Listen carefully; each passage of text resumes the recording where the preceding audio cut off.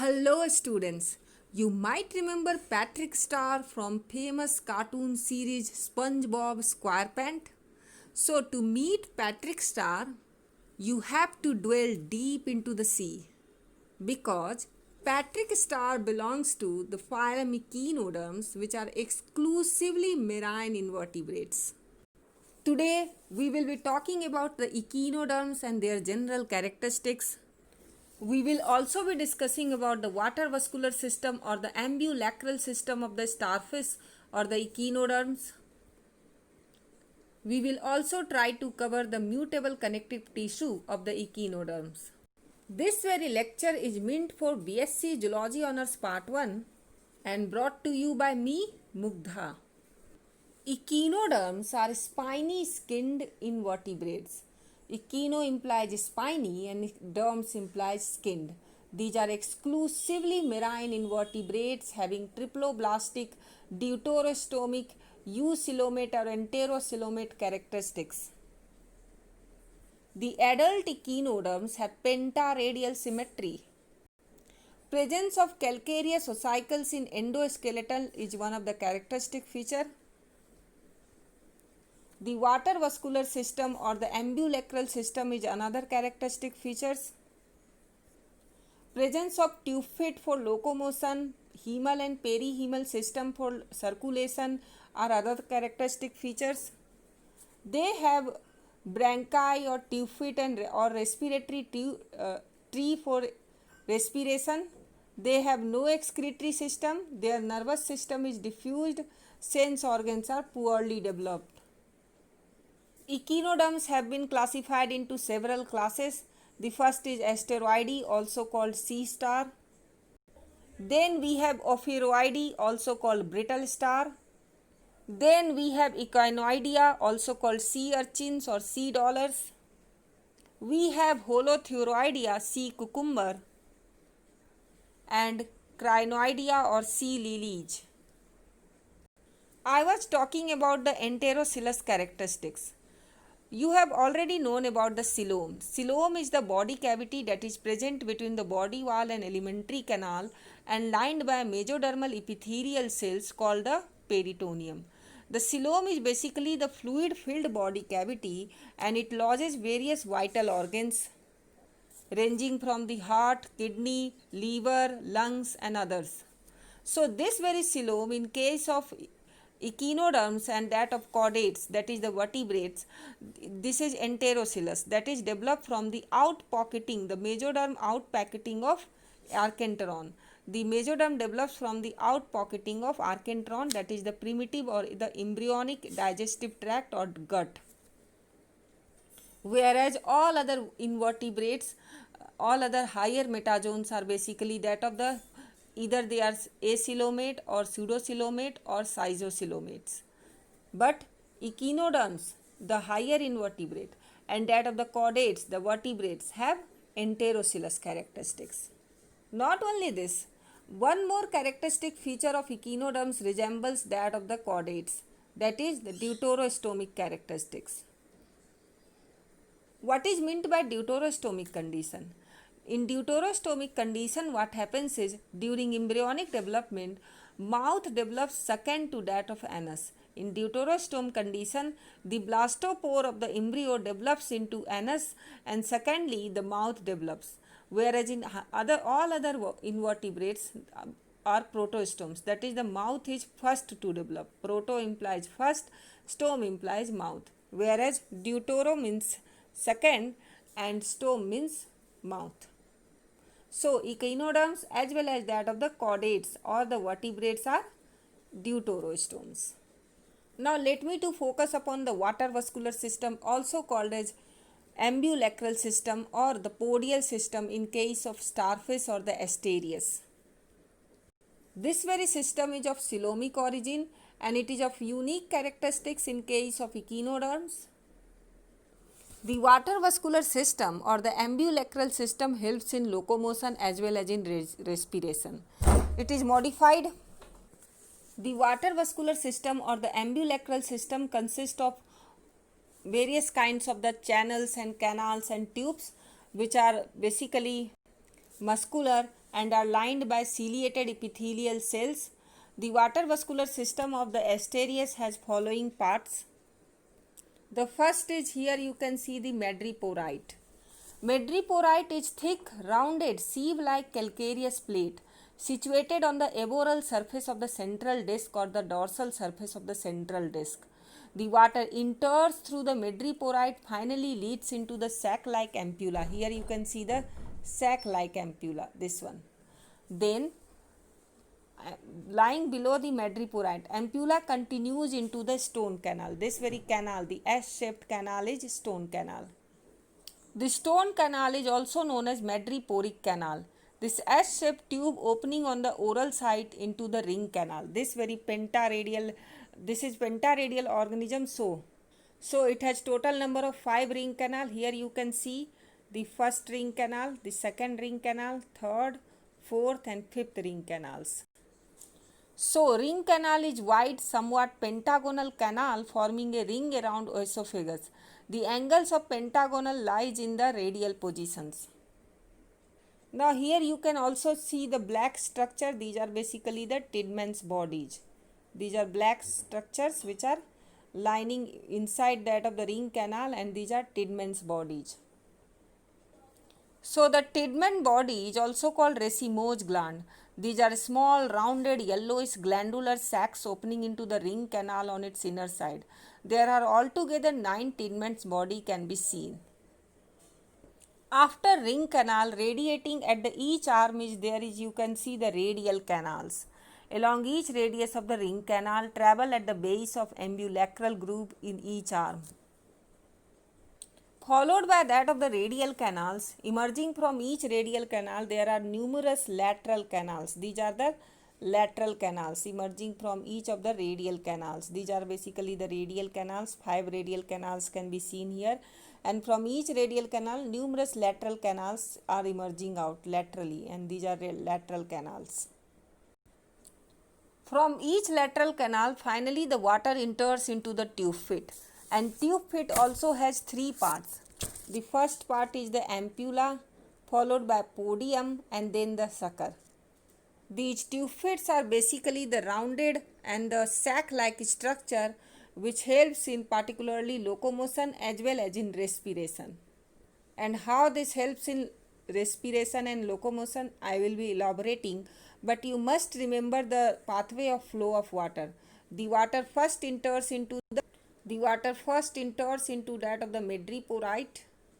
Here it is the madreporite from which water first enters. After madreporite, the water goes into that of the stone canal. Here you can see the stone canal, the S-shaped canal.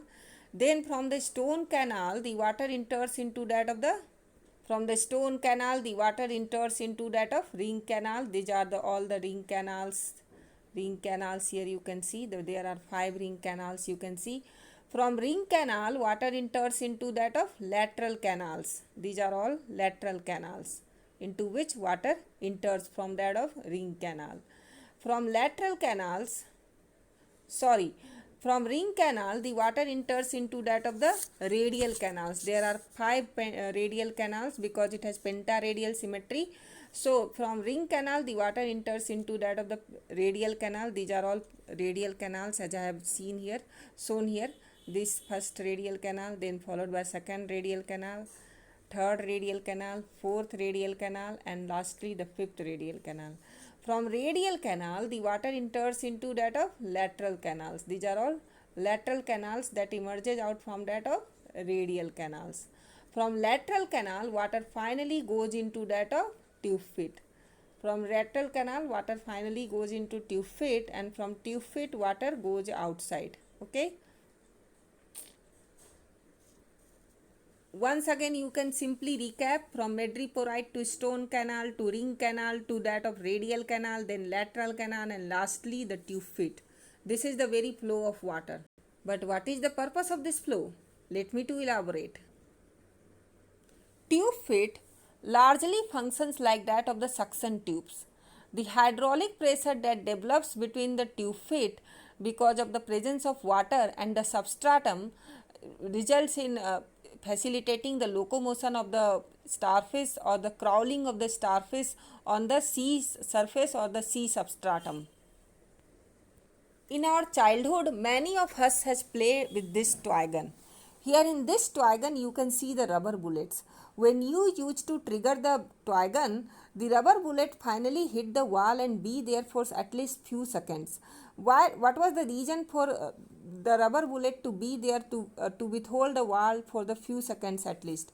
It was because of the development of vacuum, and this vacuum was developed because between the rubber bullet and the wall the air get trapped, and this very air holds the rubber bullet on the wall itself. So this is the very theory that explains why the tufit gets attached to the substratum and helps in crawling of the sea urchins or sea cucumbers or sea stars on the sea surface. Okay. The same theory explains that of the water glass and that of a cardboard experiment where we were using the cardboard and the glass filled with that of water, and the here you can see how the cardboard is not falling. It is simply because of the development of vacuum between the cardboard and the water glass, which we used to withhold the cardboard. Same thing happens with that of the tufit. Here what happens is finally the water has entered into the madreporite and entered into the various canals and channels and tubes and entered into that of lastly into tufit. Here at the tufit level we have lastly the presence of suckers, and this suckers attaches to the substratum and it remains attached to the substratum because of development of hydraulic pressure. This hydraulic pressure is because of presence of water and the sucker which withholds that of the substratum. The water in the tufit and the substratum has a gap, and this gap is filled with that of air. This very air helps in creation of vacuum, and this vacuum is responsible for withholding of substratum from that of the sucker of the tufit, and thereby the organism, the starfish, withholds the substratum, and finally the animal can crawl. Once it has withhold the substratum, finally the water finally it has either because of the decrease in the presence of air trapped between the sucker and that of the substratum, or because of the decrease in the volume of water, there may be possibility that finally the holding loosens and then the animal can finally crawl forward. So this explains the very nature of possibility of locomotion by use of water vascular system or the ambulacral system in case of starfish or the asterias. The water vascular system or the ambulacral system, which comprises of several canals and channels and tubes, and it is basically of coelomic origin. Apart from locomotion, the tufit also helps in respiration. Respiration implies particularly the exchange of gases. And how is it possible? For the exchange of gases, a respiratory surface has the three characteristics. First, it shall be thin, highly thin, and which is also applicable with that of the tufit. It shall be highly vascular, which may be the possibility in case of tufit. And thirdly, it shall be moist, because without moisture the exchange of gases is not possible. All these characteristics are seen with that of the tufit, and so tufit also acts as that of respiratory structures. Now we have to focus on another important characteristics of the echinoderms, that is the mutable connective tissue. The mutable connective tissue is also the unique feature of echinoderms. Their skeleton is made up of calcite crystals with collagen fibers in between them. Echinoderms have mechanically adapted connective tissue which can rapidly and reversibly alter the stiffness of collagenous fiber in the connective tissue. The contraction of microfibril tightens the ossicle, contracts the collagen fiber and tightens the associated ossicles. Relaxation of microfibrils relaxes the collagen fiber, and thus the ossicles get separated. The advantage of this very presence of this very mutable connective tissue is it helps in escape from the predator easily, and it also helps to sometimes flows out from the mouth of predators. So this is unique characteristics in the sense that it helps in mechanical adaptation of the organism according to the changing environment. There may be some kind of threat posed by that of the external environment. As a result, what happens is whenever the microfibril surrounding that of the collagen fiber tightens or contracts, as a result the collagen fiber also contracts, and thus the surrounding ossicle gets tightened, which causes the stiffness of the body. And whenever the microfibrils relaxes, the collagen fiber also relaxes, and finally the ossicles get separated, which loosens the body. This loosening of the body helps the body to flow out from the smaller spaces. It also helps the body to look like a jelly like structure, and it also helps to escape the predators. Now let us focus on some of the objective questions that can be asked in various exams. Here you can see the first question. The locomotory organs of echinoderms are called. Options are given: A. Parapodia, B. Pseudopodia, C. Tube feet, and D. CT. The answer is obviously the tube feet. Now the second question. The echinoderms are related to chordates by their similarity in the development of. Options here are: A. Gut, B. Nervous system, C. Heart, D. Coelom. We know the answer. The answer is coelom, because both echinoderms and chordates are enterocoelous. Next question is: madreporite is associated with A. Hemal system, B. digestive system, C. ambulacral system, or D. reproductive system. We have already discussed so much thing about this very system, that is the ambulacral system or the water vascular system. Next question, here you can see the canal end in the tube feet are: A. stone canal, B. radial canal, C. Polian vesicles, D. lateral canal. You might be knowing the answer because we have discussed about it. So the answer is obviously that of the lateral canals. With this, I would like to conclude the topic on echinoderm general characteristics, the water vascular system or the ambulacral system of the starfish, then followed by the mutable connective tissue in echinoderms. I just hope you have enjoyed the lecture. Go and revise with properly. Thank you so much and all the very best.